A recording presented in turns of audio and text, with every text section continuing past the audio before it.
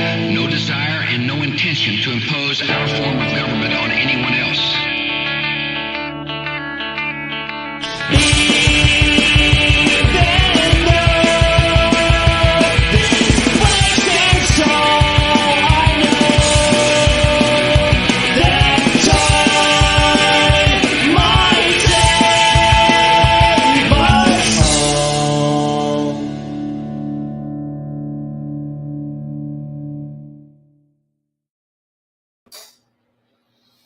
Hello, everybody. Sorry about that. Hello, everybody. Welcome to the show. Today is Monday, September 2nd, 2024. If today is not that date and you're watching a replay, I apologize. I've had some replays come in for the last few weeks. I've been away. I've been doing some surveillance. I've been doing some work stuff. I gotta get my kid ready for grade for her next grade. So she's coming back, going back to school tomorrow, as everybody knows. So if you're listening to this now, it's a replay, and I apologize. I need to say that I didn't have any buffers in the other one, so I'm going to make sure that I say that. But I'm here. I'm back. This is live. It's September 2nd, 5:04 Eastern Standard Time. We're here. All right. Let me see here. All right. So we're broadcasting live in the United Public Radio Network, the UFO Paranormal Radio Network, 105.3 FM on the Gulf Coast and 107.7 FM in New Orleans. We are also broadcasting live on social media. This show is brought to you by the Experiencer Support Association. I'm your host, Ryan Stacey. I'm a licensed private investigator, and as a director of investigations for the Experiencer Support Association, I use my investigative skills to dive headfirst into the hidden mysteries of UFOs, paranormal activity, and consciousness phenomena. Thank you for tuning in. All right. So remember, if you're in here, put some comments in there, do whatever you need to do so I know you're here, so I can acknowledge you. These are some bugs that are floating around, or some dust particles for you paranormal investigators out there. There's sun coming in here. These are not ghosts, just so you know, but I see them. If you see them, I see them. They're not real. So as always, happy to be here. I'm a little excited. It is the holiday weekend, so I've been I'm in a good mood today. Jimmy, good to see you, buddy. Jimmy Edwin, Reddick. Hello. Thanks for liking. Thanks for tuning in.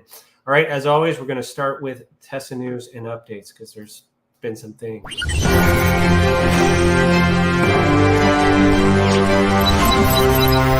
Tessa news and updates.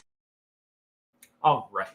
So the first thing I want to do is I want to shout out to Danny Whitson and Chris, of course, Chris Green, who's been working in the background, assisting all these things here. James Carmen, Chris, you didn't update this from last week, buddy. Let me down. You got to update this. We got a different guest coming on this week. But the Beyond the Tinfoil Hat podcast, let me go here. If we go into podcast down here, Beyond the Tinfoil Hat, if you guys haven't watched this podcast, Danny Whitson has taken over as the host for me. So I can do this podcast, which is a little bit different than what I've been doing before. So he's still interviewing people. But he's done so well that the network, UPNR, that we're a part of, has asked us to move our time slot a little bit ahead. So he's done so well that he is now at 7 p.m. Eastern time instead of 6 p.m. Eastern time. So it's going to be a little bit of a later show. And if he keeps doing well and other shows back out, eventually we're going to be even closer to prime time. So shout out to Danny and Chris for making that happen. Chris, if you're watching this on the replay, sorry for busting your chops live, but it is what it is. Get the stuff done right, and there we go. Jimmy says right off the bat, when are you going to get a new cat? I don't need a new cat. I have enough cats. I'm actually concerned about the cats that I do have because they're getting old. So we're both taking care of our cats right now. And probably because you haven't seen these cats because they can't take the stairs anymore. All right. And also I need a shout out to Susan Dinsmore, who is running our Experiencers Anonymous program. The first program in a while has happened. And I don't want to name anybody that's been in it, but I've gotten details about it, and I appreciate the fact that it's running again. We have to work with the people that do show up, and I'm really excited to have that program back. If you guys are not familiar what Experiencers Anonymous is, please head over to our website and check it out. I'm going to put this in the comments here below. All right, I'm going to go here. I got 4 of you watching at the moment. Please comment. Let me know you're here so I can talk to you directly. I don't like creeps. It's weird. All right, especially as an investigator, I get all curious and stuff. And then the other thing that I need to mention for updates, let me see here. If we go back to the website, and we'll get into the cases here. How's everybody doing? Jillian Leonard. Hello, Jillian. Thank you for saying hello. We've been going back and forth the emails. I haven't checked my emails. I haven't checked admin because I've been on holidays, but I do believe we have a meeting set up for this Thursday. Hopefully you confirm to that, and if you have, then the link will be sent to you tomorrow. I'm really happy that we're able to move forward on these ideas. If we can make this meeting work without sharing any particular details, Tessa will be assisting in some way, in shape or form once we hammer out the details, either partnering or assisting, or a combination of the two, whatever it looks like, however we can make that work. But we're going to be adding CE5 events to our roster. That's the hope. All right, so hopefully we can figure that out, Jillian, when we chat on Thursday. Julian Evans, thank you for saying hello. Evening, where are you? It's 5 p.m. Eastern time where I'm at. I'm curious to know where you are. And thank you for saying hello. And thanks for the like. Jillian is looking forward to our conversation. Awesome. Good. I'll see you there. Okay. So welcome. So Susan Dismore is our Experiencer Anonymous person as well. We have that article. But what I want to talk about here is that I finally had time to write another article. I got another one in the hopper that's going to be delivered to sometime this week. I've been busy. Julie Evans says the UK. How? Oh, UK. So what is that, like tomorrow? 5 plus 8? 10. It's not midnight, is it? What time is it in your time zone? It's up. It's late for you. Thank you for tuning in. I appreciate that. Revolution. Yeah. So this particular article is about my classification system. It's been out for a while. I've talked about it many times, but I figured I needed to write an article that would explain in detail how it works. And whatnot. So I'm going to put that in the chat in case you guys haven't seen it. If any of you guys have seen it, please comment. Let me know what you think of my crazy brain ideas that I have here to improve the phenomenon. Julie Evans says just after 10. Okay, so you're, 6 hours ahead? Or just after 10? So, yeah, so 5 hours ahead. All right, I got it. Cool. Well, thank you for tuning in. I hope you have a lovely evening. This particular article does go in detail about what the system is and why it's done, but it explains it in such a way. Because the reason why I've done this is in the past, I refer to this classification system just in the table itself. And if there's not an explanation on how the table works, nobody's going to use it. Okay? Jillian, I had you in mind when I wrote this article. The reason for it is because if we do come to an agreement with working together with your CE5s, that ultra spectrum classification system is something that I'm going to want you and your team to use when making reports. If that's something that we can agree on, we'll discuss those details later. Don't confirm live. But so I wrote this for your benefit, thinking that it also could benefit other people. All right. So there is a little bit of a mistake that I noticed of formatting. I will fix this tomorrow when I'm actually here for a full day in the office. It's on my list. I do mention an 8-point evidence system, and there's only 4 points. So this little blurb here, I still had it hidden and I forgot to undo it. So I'm going to fix that tomorrow. But I apologize. There are 8 levels of evidence, not 4. So I will fix that. I'm not going to announce it, but I'm going to fix that tomorrow. So that's out there for anybody who's interested in how the system works. Case studies that explains it. And once we start getting more cases in, then I'm going to have to start doing these investigations. And the only thing that's logically next is for me to teach more people how to do what it is that I do. Again, I'm not forcing Jillian to lock into anything specifically, but just her idea and her ambition has given me the at least given me an opportunity to work on a certain part of Tesla that hasn't been worked on yet. And that's part of the investigating part. So if they're out there doing CE5 stuff and they're collecting data, then perhaps there's an opportunity to start the process of training investigators to do things the way that I think that should be done, and also get feedback, whether in real time, whether or not that works. Because what I want to eventually do is create my own system that like MUFON has had, where other investigators can contribute. I need it to be done in a certain way. I need it to be different than what MUFON has done. So for those of you who understand my journey in MUFON, I actually wrote the next edition for this manual, which was never published. Why? Because it was like years ahead of this one. But I will still publish it, I promise you, under the TESA banner. That's the Field Investigator Manual. It's so outdated, it needs to be redone, and there's so many different things to do that. But opportunities with people that are actively looking for the phenomenon will give me an idea on how I can cater that or train that or explain that in such a way that we could perhaps set a standard that could be carried on in the future. So this is a pretty big deal, if you will. No pressure, Jillian, just saying. But I'm really happy about it. Hopefully we can come to an agreement on something that works for you, because you are doing tremendous work in it, and I want to recognize that. So when we have our meeting, you'll tell us how comfortable you are, and we'll go from there.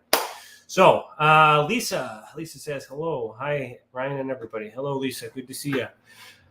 And I think that's it for updates. I think that's really it. Other than personal updates, if you guys are curious, let me just change my thing here. Where is it? Had Lodge. This had a couple degrees. We did a third degree recently, and I think sometime in September, this month, I'm going for my next degree in the Knights Templar.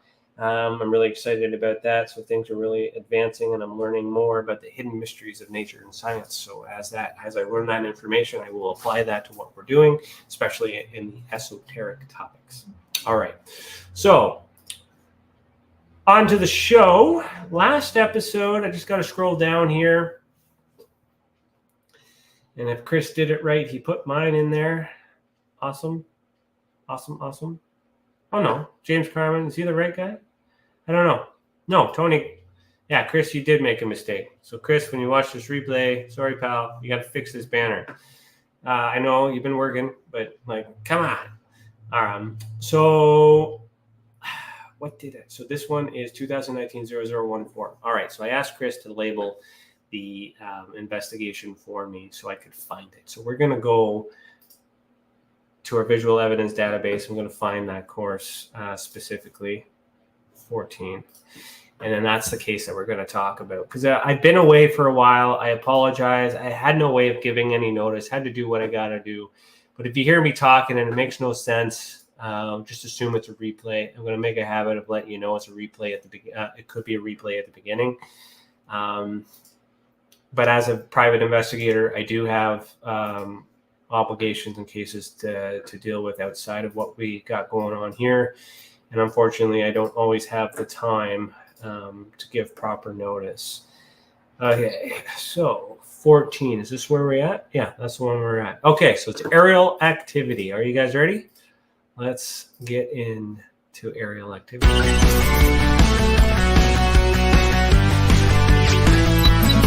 Aerial activity, sensory display.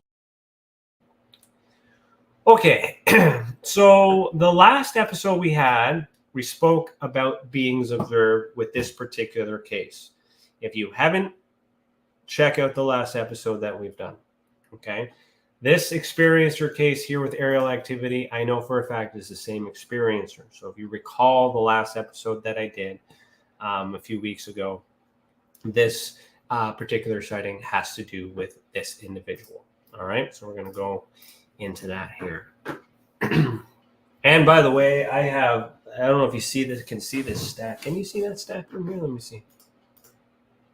Yeah, this stack here, above, just below. All this are experiencer cases. I'm a little bit behind. Okay, I am working on it one at a time. I am getting to you guys, I promise. All right? But good quality stuff takes time. All right? If you're in an emergency and you need an answer right away, you're going to have to call 911 or, I don't know, somebody else. All right? We'll go from there. Lisa says, I have more frightening memories of my experiences, unfortunately. Lisa, I'm sorry to hear that. EA is back. Please do not share whether or not you're with it or not.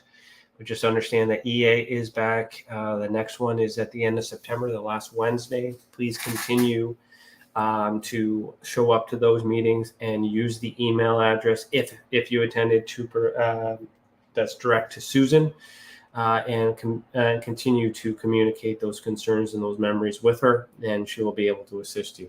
All right. Okay. Moving on.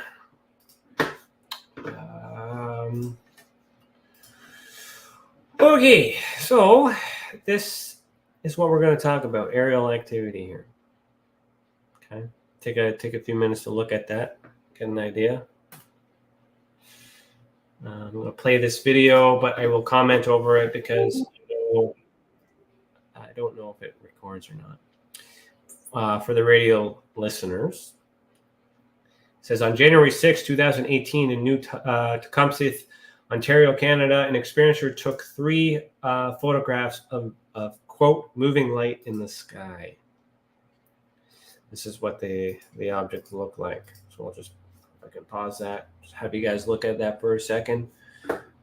Oh, and I'll take a moment here to address some comments. Arnold Lucklock says, one has positive memories of this theme. Okay. Lisa, I think that message was for you. Jillian says, read through it and run. So assuming the ultra spectrum runs on as much broader spectrum and I've seen elsewhere. It's great for me because of the contact via psychic mind phenomenon. Perfect. I'm glad that it makes sense. If you suggest, if there's something missing from that, that you think should be added, or you have a specific phenomenon that you're unsure of how it should be categorized, you just let me know and I'll explain it to you. I did a lot of tests. I did a lot of examples and trial and error to figure out how I can categorize everything. And to this date, everything that's been brought to my attention can be classified using what I've already put in there. However, you know, I haven't talked to everybody in the world. So if there's something, if you're ever confused, or there's something you can suggest to improve it, especially if you're one actively using it, which very well could be the first person that I'm aware of. It's very important that I get that feedback. So thank you so much for your comments there. All right, carry on. All right, so the video continues for you on radio. Buddy's drawing stuff out. It says this, quote, light moved south until it could no longer be photographed or seen with the naked eye. So these photos here are the original witness drawings. I'll let you guys sit on that. And Jillian says, LOL, I have managed large hotel departments for 15 years. This is not overwhelming. Oh yeah, walk in the park, right? I understand that. I understand that. The day job is complicated, but the phenomenon of intricacies and all these other things is like a walk in the park. Like, I get that. But try explaining this phenomenon to, you know, an earthly being, you know? Let me know how you fare on that. All right. Okay, so these are the original photos from the experiencer that provided these. And it's good to know that you have management experience, FYI. That's good. That's something we're looking for. Okay, so as these drawings continue, we're just simply asking if anybody else has seen these things.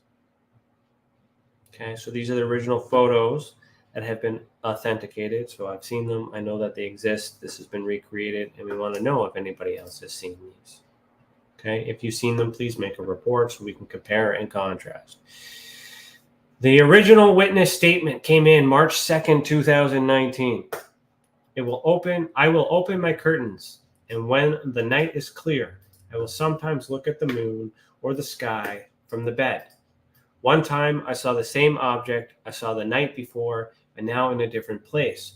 So I went and got my camera. I was amazed at how many different colors I was seeking, the shape continuously changing. My significant other saw me and asked what I was doing. He also saw the object. All right, so that is the witness statement that explains what we're looking at. One of these here is one of the original photos. So if I were to do a statement analysis on this, again, going back 2019, so what is that? 5 years ago. So let's see what I can remember. Just want to see anybody else pop in. No, we're good. So I will open my curtains, and when the night is clear, I will sometimes look at the moon on the sky from the bed. So the moon is something that's there, but not always, but that's relevant to the conversation. One time I saw the same object I saw the night before, but now it's a different place. So she looked out 2 nights in a row and saw something out this particular window. I went and got my camera. So she left that particular area and then came back. Now that, although can't be avoided, how many people have a camera ready at their will unless they have their phone in their pocket? Remember, this is the skeptical sleuth here. The second that she left, anything could have happened in the space and time. Things could have moved until she came back and returned. All right, so that needs to be taken into consideration, but we can't prove that. But that is also something that needs to be avoided.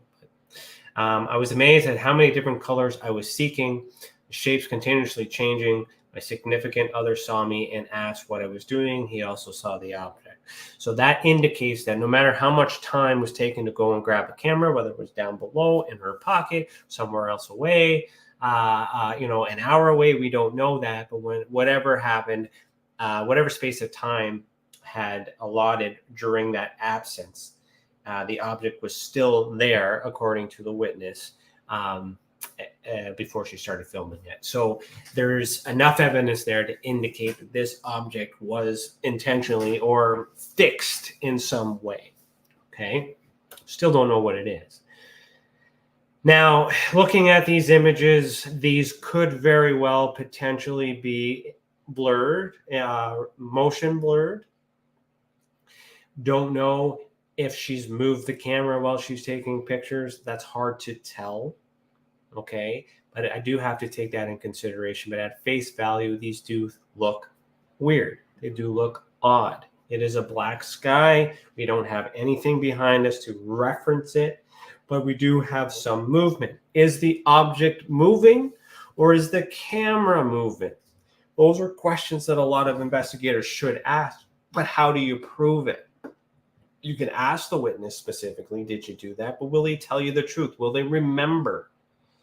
And if they don't remember, we can't write this off. We have to take this at face value for what it is and give a lot of trust and onus on the experiencer, because if you argue with them is one thing, but arguing with them without evidence or proof to support that you disagree with them, that's another problem altogether. And you're not supporting the experiencer.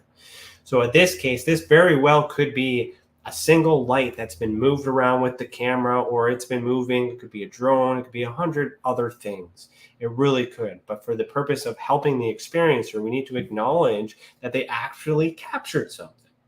Okay. I have to go back to my notes to figure out what I explained to the experiencer themselves, but that's confidential. Here's what the reporting information that I put in. And Jimmy, I see your comment. I'll address that after I'm done here. So already in survey, because we talked about this is the same experiencer that was had the astral travel and saw this NASA-oriented dome of some sort. But whether or not this experiencer is connected to certain things, we don't know yet. That experience was mental experience. This experience is a physical experience because there's actual pictures. So this is in the three-dimensional world. So whether she's gifted or not in terms of the psychogenic measurements, that doesn't matter. This is actual physical evidence that exists in the third. So we have to be treating this separate and differently. Obviously a female, I knew that. That's why I kept saying that, but that confirms it there. Blood type is unknown. Eye color is blue. Age at the time of the event is 25. Jillian, you're laughing. What are you laughing about? What did I say? Number of witnesses is 1. Feeling is positive. Injuries are no. No injuries, which is good. The event took place 2018, and they reported about a year later. I mean, that's relatively good. I mean, ideally, it would be next day, but, you get what you get. Time of event was 10:30 p.m., and that was in Edmonton. So they met Edmonton time zone, so I guess Central Time. Duration 120. So she claims that it lasts 120 minutes. So that's 2 hours. Now, Skeptical Sleuth, these are the only images that I have. I don't have video. If it lasted for 2 hours, please record it for 2 hours. Please. Right? It will really help reinforce this claim. But that is essentially what the experiencer said. Can't validate it, can't disvalidate it, and that's just the information that we have. The more truthful the experiencer is, the more truthful the information we have.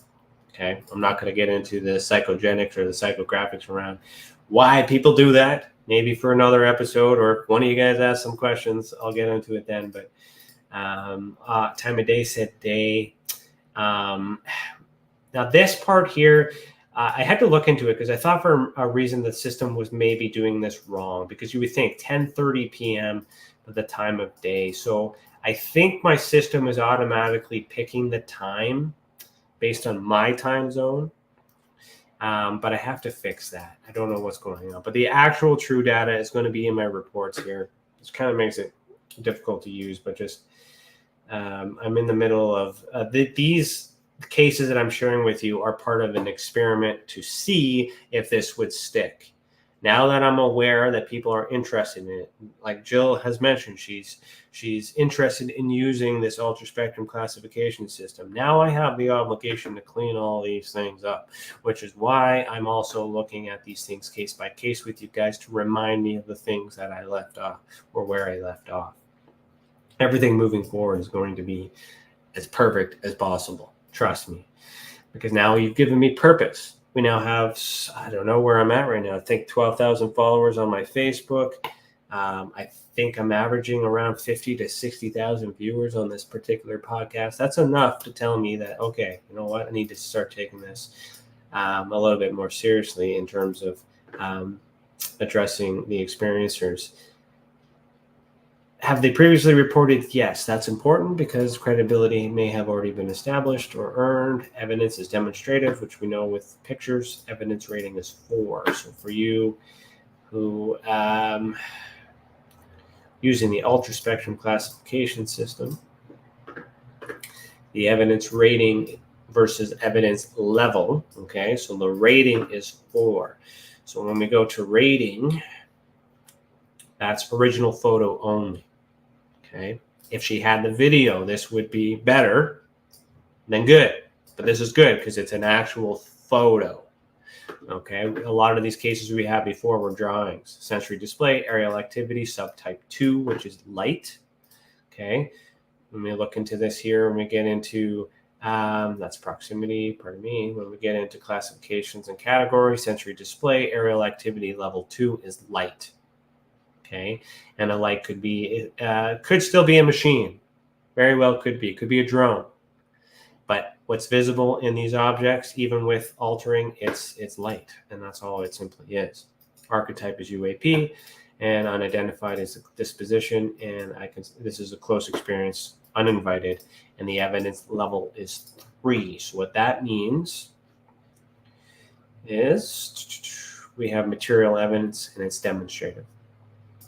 All right, so we have the method, person saw it, person's able to draw it, but doesn't need to draw it because they have demonstrative evidence right there, level 8. That's how that system works, okay? And that's why it's classified that way. Evidence letter type is A, so that means demonstrative, which we've already mentioned that earlier. Okay. For those of you on the last episodes, if I click on their ID number here, this is going to show all of her specific cases. Now, this one here, I think is next, but I got to check the map. So remember these. This is good. I don't identify you as the experiencer, but I need, as we enter more in different places in different time, we can go back and look and measure patterns. This system is in there. So before I go on to the next case, let me answer some questions here. So we'll figure out where we're going from here. Okay. Jimmy says, do you AI will help or hinder your future UFO research? I bet it'll help you considerably down the line in making huge inroads of event contact one day. Oh boy, AI. Well, it helps and it doesn't help. It really depends on the user.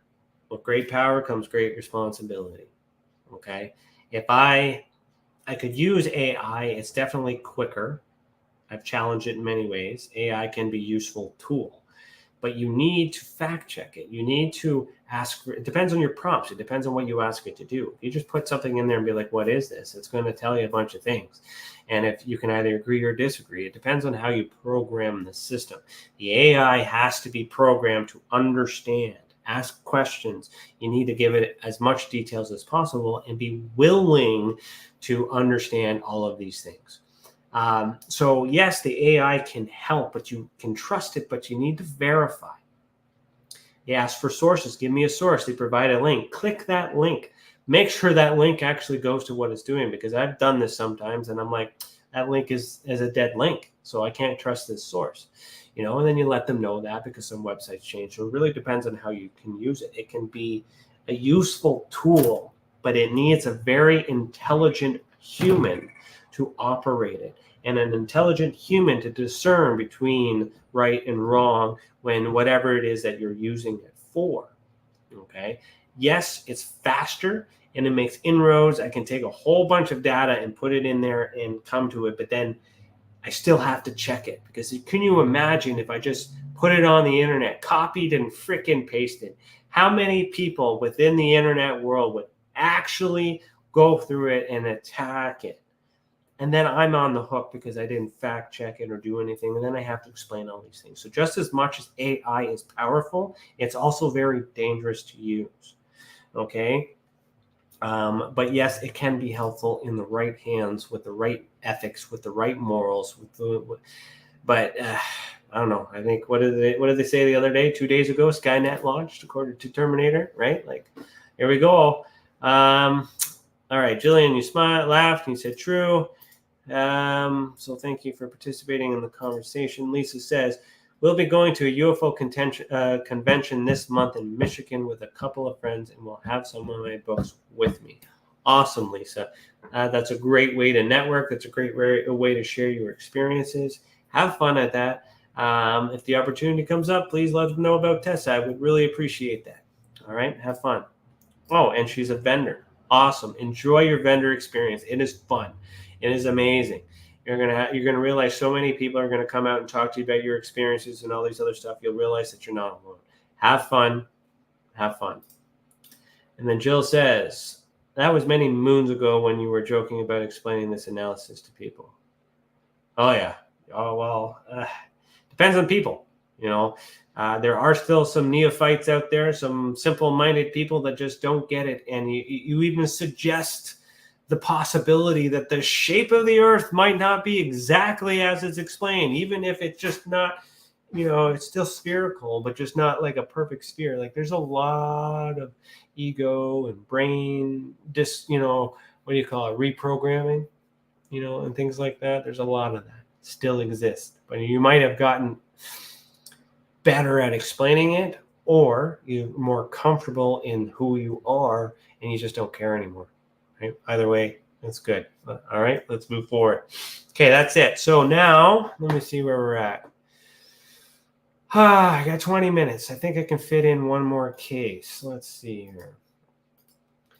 I just got to find one that we haven't done. I don't know what I'm going to do when I run out of cases. All right, so we got one down here, beings observed. And I got 2 down here. I think I'll save those 2. I think I'll save those 3 for. Is there 3 there? And this one. I'm going to save those 3 for next. And I'm going to do this one because I know it's also the same experiencer that we just talked about in the last episode. So we're going to get into that one. Okay. So this is beings observed. So we're going to segue into that.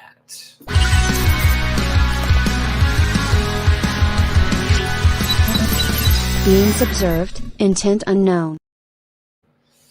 All right. So this is the situation. Keep in mind, same experiencer from the previous report and the conversation we had last episode. Arnold says you will not run out of cases. I do have a lot of cases, but by running out of cases, I mean in the format in which I'm presenting them to you. This is a nice visual. This is a nice data thing, but there's some behind the scenes work I got to do to get it here. Okay, so I'm trying to time my episodes with the cases that I'm doing and everything else, but like everything just seems to get in the way. Like I got to spend some attention on the CE5 project because that's something that's important to us and we need to get that going. That takes me away from cases. I was take some time away from cases to work on EA. EA is now back, so I can take a break onto that. But sure, why not? Let's do another project. But once that project is done and everybody is set to go and doing their own thing and part of the Tessa family, and nobody else wants to join the organization and nobody else wants to help, then I can sit back and start hammering these cases. All right, I will get there. I do need help with these cases, but I got to figure out what I want. And there's so many ways that I can go with this. But I investigate things the way that I investigate things. I alone cannot solve this problem. I may have started it. I may have good ideas. And that's validated by what you say, what people say. There's people that hate me. There's people that say I'm wrong, and I do make mistakes. There are things that I got to fix. Like I'm not perfect. I'm not trying to say that this is the solution, but it is a solution. And with your feedback, that's why I'm moving in the direction that I'm doing it. But in order for me to get back into cases, I need other people to investigate. But how do I get that? I got to trust them. I got to see them make reports. I got to see them provide answers to me. I have to have the opportunity to learn from them. Just as much as I know all these things, there is a plethora of people out there are more expert and more capable of solving these things. They're just not in the system. They're not in the network. They're not in the know. It's just not their thing. So there's still opportunity for me to learn as well. I only know as much as I know based on the trial and error. I've made so many mistakes getting to here, and I'm still making mistakes. Okay, so like for those of you that are like holding me up at this high exalted level, like I appreciate that, but like tone it down because I'm not perfect. It puts a lot of pressure on me. But I will be very comfortable when I have a select few of individuals that are willing to experiment with me, a way that I can share these cases with them in a way that protects the information. So I'll give you an example. And if this takes the whole show, it takes the whole show. You get what you get. The MUFON way, and I don't want to talk down with MUFON. MUFON does serve a purpose. It is also limited though. And certain people that are in charge of it have certain ways because there's a certain focus for it. I get that. Tessa is a place where we want to have the best of the best combined and have a universal system that everybody can use. So MUFON can still be a part of this, right? But with my experience with MUFON and working with experiencers, there's a lot of risk that has been taken. There's a lot of information that's been overshared, information that doesn't need to be provided, information that gets lost. And then if you guys have been following my articles the last few months, it gets you hacked or it gets delivered to the CIA, however that happens, that information. So if you don't collect that information in the first place, then you don't have a risk of exposing or breaching all those other things. But their goals, what they're doing is in line with their goals. My goals are a little bit different because I have a background in investigations, and I'm not the only person that does this. There's police officers. There's a whole bunch of other credible and reliable people that do what I do, and they have their own strategies.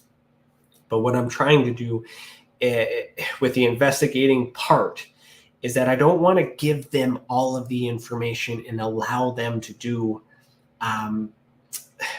what they want to do and take it and steal it because it's private.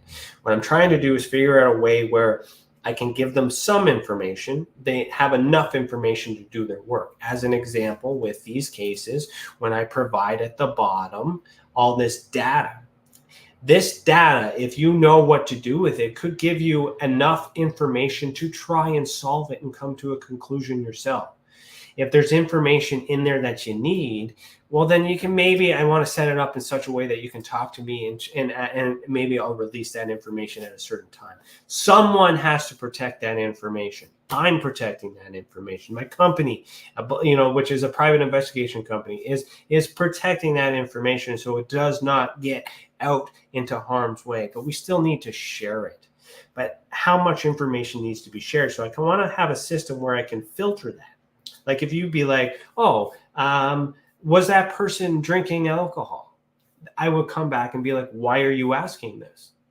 And then I have an explanation for you, whether or not it matters, and be like, well, the answer to your question is no, or unknown, or yes, right? But I want to know why that's relevant. I want to understand why you're asking that. Because it's like, if your response is, because they've been drinking, then they're not credible. Well, how do you know the alcohol actually played an effect? Right? How do you know if I'm drunk right now? Me, personally. You don't know. Have I had anything to drink at this moment? I don't know. Right? Maybe not. But does that actually matter to the information I'm telling you? Right? So there's certain biases, there's certain opinions, there's certain things that get in the way, judgments, that doesn't really allow the experience, an authentic investigation, and that's what we need. Forget about the facts. Not forget about the facts. Pardon me. Forget about the judgments. Forget about how they're connected. Just acknowledge that it's a possibility and rule it out. If you have a murder suspect, for an example, and these are the only things I can go through because of other cases that I've done in the real world. The first person that we suspect is always the spouse, right? You got to rule the spouse out. It's likely to be the spouse 9 times out of freaking 10, especially if you watch all the shows on TV, because they seem to, it seems to only be the spouse lately. But you got to rule the spouse out, right? Just because. So I'll give you an example on a case that I've been working on. Can I share this information? How do I share this? The particular situation involves a murder, but within the investigation of said murder, it was discovered that the spouse was partaking in infidelity. Let's frame it that way, okay? Just because they were unfaithful to their spouse, does that mean that they actually murdered the spouse? It's a very good motive, especially if an insurance policy exists. But you can't connect the two unless you have direct evidence. It's a good hunch. It's a good place to look. And I get you. But there's also the possibility that those two things aren't connected. And you have to be a good investigator. You need to also defend that person. Even though that boyfriend is a crappy person for adultery while married, you still need to defend that person from murder. And 9 times out of 10, our head just jumps to be like, he's a bad person because he did that. Therefore, he did murder her. But how did you prove that? So with experience or cases, and my experience with MUFON, this bedside manner is what I'm calling it, this extra attention of removing the facts. These filters don't exist. Why? Because majority of the people aren't investigators. They're not police officers. They're run-of-the-mill and typical individuals that do things. Like, like Jillian mentioned, she divulged she used to manage hotels for 15 years. Would I expect her to know the nuances and everything about investigations and how evidence works? No, but that doesn't mean she's not intelligent. That doesn't mean she's not, there's transferable skills, right? So there's, sorry to put you on the spot, Jillian. It's just information I have right now with this analogy. And so I'm trying, and that's a lot of things that I run into. I could easily give a case to someone right now who has no experience in investigations, and I know they'll put the effort in. I know they will try. I know they will do everything they can, and I can explain to them and I can coach them. And maybe that's what I need to do. Maybe that's what I need to do to make this opportunity available to everyone in your team. Not everybody needs to have these credentials. You just need to have somebody to review it. And that's kind of in the place where I want to have my investigations, where I can direct investigations and allow you guys to do these things. And based on what you want to do and based on the answers you provide, I can understand the way that you're thinking and the things that you come to. Because regardless of your profession, regardless of your experience, there's intelligence, there's life experience, there's trauma, there's pain, there's compassion, there's all those things that exist. MUFON sets a category that you must have a certain profession, must make a certain amount of money, must have a certain status in order to be credible. You could be a stay-at-home mom who dropped out of school in grade 8, as an example, right? But you can be smarter than some of these people that went to college and university for like 10 freaking years, okay? But I don't have time to vet all these people because I don't have a judgment system other than give opportunity, see what comes back, and based on that, we have a mutual understanding. So do not think for a second, because you don't have the credentials to do the work that I do, that you cannot do it. My job with investigations is I know what to look for, I know what is needed, and I will acknowledge a better idea when it comes to my to my desk, because I want the best. I want us to be the best. I want to help. I want us to do all these things. But I also acknowledge that nobody's perfect. But if I can take the best little things from everybody around that's involved and has the intent, has the passion, has the will, has something to bring to the table and is absolutely willing, then we're moving forward. If you're willing to listen, you're willing to learn, as long as I'm also willing to listen and willing to learn. I would totally like somebody to school me and show me up. That's why I put my work out on the internet, to be criticized.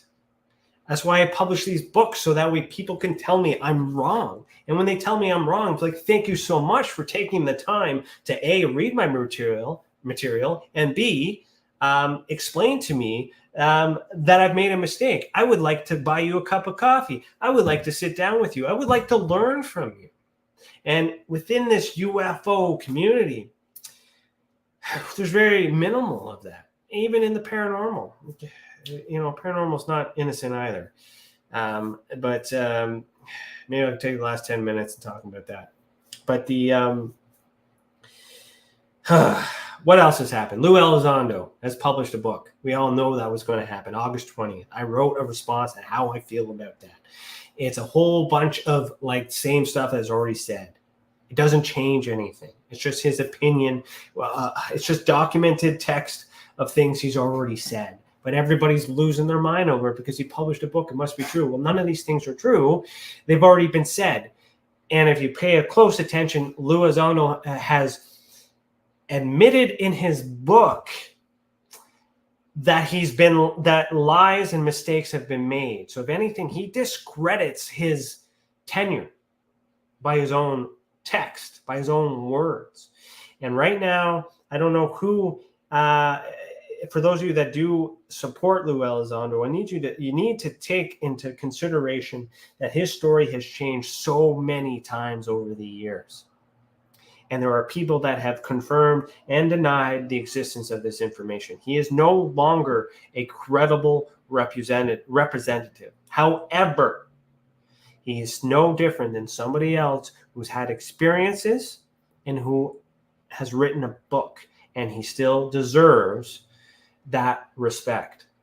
But as far as being the savior to all and all this other stuff, blah, blah, blah, he had one chance, and that was his book. Now he's dead to me, right? There are some things that can be credited for, but it's not him alone. He couldn't do the things he couldn't do if the evidence didn't exist and the people didn't do all these things. We still have all that in the media world. The real world, those of you who are watching this podcast, this is the real world. This is reality. This isn't on TV. This isn't on media. This conversation is important to you as based on your standards. I'm not doing this for me. I'm doing this for you guys, and I need validation. I need to know, and I'm by validation, I mean I need to know what the majority of experiencers want. All right, so I appreciate your feedback and all these other things. I'm in a freaking rat. I'm in a rant. I'm in a rabbit hole. It always happens. Sorry, not sorry. But there's a lot of love here. There's a lot of passion here, but there's also a lot of anger. I'm not going to hide that. I'm angry. I'm mad that all this stuff is going, but I can't do this alone. I need people. I need people willing. I need to trust people with some things. I can't trust them with everything, but I got to trust someone. And in order for us to live in a world and break that mold and change the way that things are, I can't do that alone. I know exactly what needs to be done. I know what projects are needed to get these things done, but I don't have enough people willing to do that. Now, you get into the problems. You got to work. You got to volunteer. Oh, Ryan, you're asking me to volunteer my time. What am I getting? Yada, yada, yada. Or should you pay me? Well, we can't afford to pay you if we're working with our budget, unless it's something that we can negotiate. And maybe that comes out of something. Not saying paying, but if you want money, how much, what are we paying you for? Are we paying for results, or are we paying you to say something specific? See, money gets in the way. It gets ugly. And what I've noticed in this industry is that a lot of money is part of it. But if you're doing what you're doing for money, this grinds my gears. You will cut corners. You will lie. You will cheat. You will steal. Why? Because it's a livelihood for you. And we can understand that. You'll do what you need to do, Elizondo, to pay your frickin' bills. I can understand that as an author myself. 1 million people buy your book with $1 royalties. You now are sitting on $1 million. Congratulations. Without changing the game at all. That's 1 million people you've manipulated. And because you focused on the money first, you can't be trusted. Money will come. And there is money if people need that. We understand that. But the right person at the right time has to volunteer at the right moment for the right reasons. And it's your heart. It's your heart that we're looking for. You give me a good heart. You give me a good intention. You give me all those other things. All those opportunities will come. But you got to prove it first. Because there's so many people that want to get on board Tessa, and Tessa's by invitation only. And that's because they think that they can make a lot of money off of our success. And if that's the first thing you think about, go somewhere else. Go to MoveOn. All right, I got to calm myself down here. I got 4 minutes here, but I'm in a rant. So let me, I apologize, but you get what you get. The Skeptical Sleuth, I've been on vacation for a little bit. Maybe I've been thinking about this for a while, and maybe this is therapeutic for me to do this on a regular basis so it's not so heavy. I don't know. I'll take that into consideration. But, that's my thoughts. Those are my opinions for entertainment reasons only, whatever I need to say. Sorry. Not sorry. But it is what it is. You get what you get. So let's get back to the comments here.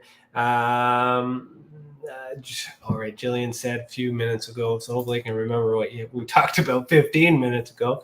She says, absolutely, that's what I mean. Navigating contact subjects takes individual strategy. Yes, thank you for validating that. Yeah, there's no End of the day, the experiencer is reaching out to you. Whether it's Tessa, whether it's MUFON, whether it's you as an individual, they think that you are a person that can solve their problem. But what is it they're exactly looking for? Do they want answers, or they just want to know that someone else believes them and that they're not crazy? And that little bit of bedside manner goes a long way. I may not actually believe that what these people are experiencing is actually what happened. Well, majority of the times I don't believe it. And that's why I'm not doing Beyond the Tinfoil Hat anymore, because I can tell within the first 15 minutes that some of these guys are full of crap. But I got to put on a face. I got to entertain. That ain't me. That ain't me. And it's hard, but I also acknowledge that that's needed. Somebody else can do that. That's why Danny's doing it, because he's good at it, not me. That's why I'm not involved with EA, because I can't be compassionate about it, because I know I've seen this pattern. I know that it leads to certain things, and I know that all these other things get in the way, and it makes it all hard. But this has been a struggle. I need help. And Jillian, you got an opportunity here to be the first. So no pressure, but I'm going to ask you first thing at this meeting, what do you want to do? What way do you want to go? And then we'll let you lead that conversation. But if you're all in, there's an opportunity here. Chris, hey, says hi. Hey, Chris, good to see you. I don't know when you tuned in, if you've been still listening, but let me just show you something in case you haven't heard or haven't seen it yet. I'll just let me go back to the original page here. We got a little bit of an issue that as soon as I show this to you, I'm hoping you're going to fix right now. You got this guy named here, and you got this little image right here. So you missed something, pal. Figure it out, please. Love you. Talk to you later. Talk to you tomorrow. All right. So then Jillian says, down the line, I can help with cases. Yes. Okay. Well, I appreciate that. Let's focus on the CE5. Get that going, because that's what you're doing. That's what you want to expand. That's your goal. Let's focus on your goals before my goals. Your goals come first. That's the whole idea with Tessa. I'm at a place now where I'm overwhelmed because so many people want my attention and I can't deliver. I can't balance saving the world, quote unquote, and taking care of my family, taking care of work. It's hard, and I need a team. I do. I really do. Chris, you're in that loop for that too at some point. Michelle Wilfong says, I agree. I don't thank you. Whatever you agreed to 10 minutes ago on my rant. Same to you, Lisa. Well said, says Arnold as well. Thank you. I'm at my time. So Jamie says, mark my works, a rich what the hell? Mark my works. I think you mean words. Rich philanthropist one day will dish out gobs of money to you to keep your research going. I would be so suspect of that, man. If anybody just would be like, hey, I love what you're doing. Here's $1 million. I'd be like, no. Because all of a sudden he's going to be like, remember that $1 million I did for you? Yada, yada, yada. Oh, it's time for you to, here's the narrative. Because then you get used to this lifestyle. I don't live a rich lifestyle, despite what people might think. I dump a lot of money into Tessa, my own personal resources that aren't from the company stuff. We do not break even. The even that gets broken comes from my personal expenses, my paycheck, regardless of how much that may be or how little that may be for some people. It's still my money that is going into this project for you people. Understand that? I want to get to a place where it does balance, where money's coming in and money's going out, and that's equal. But you can't, I'm not doing this for the money. So accepting $1 million, as tempting as that is, I wouldn't trust it. I would never do it. I would never do it. This is hard. But it's maintained to a point that the overhead is covered, and I'm willing to continue to do this for my own benefit as well as others. But the more people put into it, the more it'll get. Tessa will grow based on the people, not based on what I do. I can shut Tessa down and do all these things by myself and be completely selfish and egotistical at any given time, and I'll be fine. I'll absolutely be fine. But Tessa is about everyone. Understand that. Tessa will grow based on the people that join, that want to join at the right place at the right time. Okay? I gotta go, unfortunately. Those damn those darn, we're on radio. If I'm reading text, please don't put swear words in there. Those darn rabbit holes get me spinning off too. I get it. Yeah, no, we'll have some good conversations on Thursday, I'm sure. Arnold says, you have the most professional approach to the theme and the truth. Well, I appreciate that. That's based on your perspective on everything that you've seen. I can't speak. I appreciate that. Thank you. But please, I'm sure there's better. All right, let's end this tea party and let's go from here. Let me just say the last part that I'm supposed to say. Remember, Beyond the Tinfoil Hat tomorrow is at a new time, 7 p.m. Okay, 7 p.m., not 6 p.m. Eastern time. And make a report to Tessa, all those things, fun jazz, all those things. Jesus, Jillian, you got a comment. Can't be for money. The most authentic results a person can bring to this field is driven based on the intention to blaze the path for others. Yes, but that doesn't mean you're not worthy of money. Money can be made. It has to be earned, and there's a way to do that. So money to cover your overhead, we'll talk about that and how it can be earned. We'll share revenue if we work together, if we grind together. Okay? But if money is, money cannot be forgotten. It's still part of it. It just needs to be on the back end, not the front end. And there's certain people think about that, certain type of psychological thought that goes into that. Okay, I gotta go. Thank you for tuning in for this episode of The Skeptical Sleuth. We're broadcasting live on the United Public Radio Network and the UFO Paranormal Radio Network, 105.3 FM on the Gulf Coast and 107.7 FM in New Orleans. We're also broadcasting live on social media, and this show is brought to you by the Experiential Support Association. Remember, you can follow me on Facebook and talk to me, but if you really want to talk to me one-on-one daily, you can join my Patreon. All right, pay a couple bucks to be a part of my Patreon and pay for all these things that I was just stressing about. Or join Tessa. Help me with this movement, and you'll get my personal phone number, and we'll be able to chat on a regular basis about all these things. But you got to contribute to the cause. All right? There's a way to talk to me. Otherwise, see you next Monday. And remember, one lie is enough to question all truths. Thanks for watching. Keep your eyes in the sky. And as always, in the world. If you want to really, really find out about Ryan, ask him about all his work and UFOs in Ontario. Ryan is one of Canada's leading new UFO investigators. He conducts and oversees UFO investigations on a constant basis. He's compiled a tremendous amount of data regarding UFOs in Canada. I have used his research extensively. He's much more than a one-dimensional character. He's an authority on UFOs and investigating them, Meg. Wow!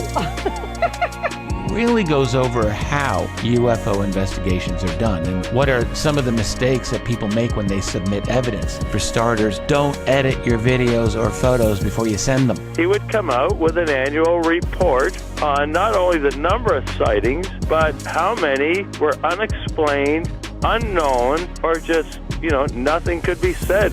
What caused it? If you want to hear more follow-up conversation between Ryan and myself, you can go to richardolanmembers.com, where we have a candid conversation on ufology, the paranormal, and more. And remember, while we learn and grow and search for the truth, let's be good to each other.